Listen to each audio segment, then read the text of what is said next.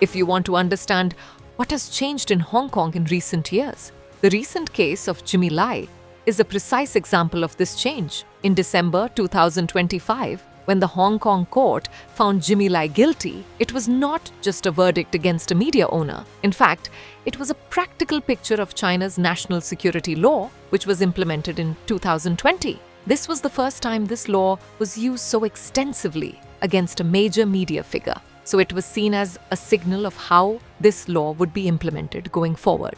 Let's first understand a bit about Jimmy Lai. He originally came from China and arrived in Hong Kong as a teenager.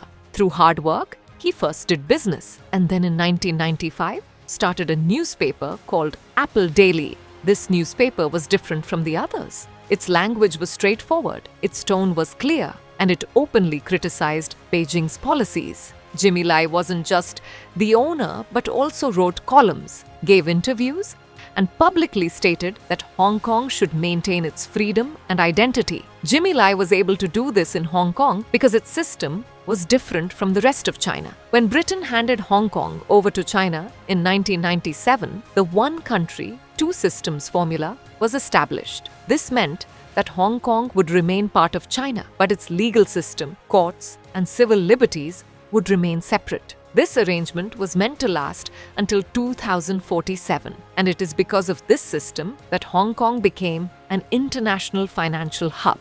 However, in 2019, when large-scale protests broke out against the extradition law, China felt that things were getting out of hand. In Beijing's view, this was not just a law and order issue, but a matter of national security. In this context, the National Security Law was implemented in 2020, and importantly, it was not passed by Hong Kong's legislature, but was imposed directly. It is important to understand the National Security Law because Jimmy Lai's entire case revolves around it. The definition of crimes under this law is quite broad. It is not necessary for violence to have occurred or for any direct harm to be done. If a person's statements, writings, or activities are deemed to be against national security, they can face action. The prosecution can even make a case by assuming intent. And this is what makes this law different from previous laws. Jimmy Lai was arrested in August 2020. Two main charges were brought against him.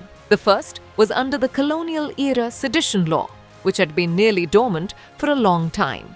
The second charge was under the national security law for colluding with foreign forces. The prosecution argued that Jimmy Lai had contacted foreign governments to pressure China and Hong Kong's administration and had published materials through Apple Daily that created a hostile atmosphere against the government. It is important to note that the activities of Jimmy Lai, which are now considered crimes, were legal before 2020. Meeting foreign leaders, speaking on international platforms, and criticizing the government were part of Hong Kong's political culture. But after the national security law was implemented, these actions began to be seen as threats to national security. In 2021, Apple Daily's assets were frozen, the newspaper was shut down, and several senior editors were arrested. When the court announced its verdict, it clearly stated that Jimmy Lai was not merely a nominal owner.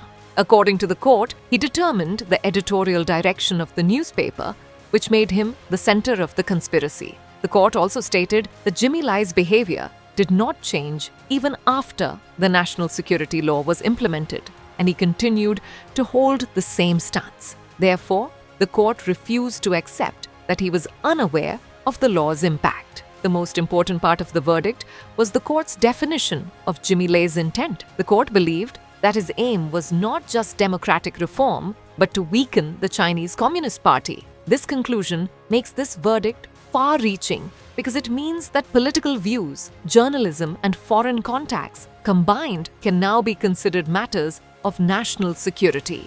This verdict has also received international reactions. The United States and the United Kingdom expressed concerns, calling it a politically motivated verdict. Taiwan viewed it as an erosion of Hong Kong's autonomy. China dismissed all these comments, stating that this was part of Hong Kong's internal judicial process and there was no need for any external interference. In conclusion, Jimmy Lai's case helps in understanding how things are changing in Hong Kong after the national security law was implemented. It shows that journalism, dissent, and foreign contacts are now being viewed much more strictly than before. Therefore, this case is not just a thing of the past, but also a signal of how the limits of freedom of expression will be defined in Hong Kong in the future. Let's end the discussion here with today's question. Explain the core elements of the one country, two systems concept. In the context of the Jimmy Lai case, analyze how this system has weakened after the implementation of the national security law. For more informative content, like, share and subscribe, and do not forget to press the bell icon to get the notifications.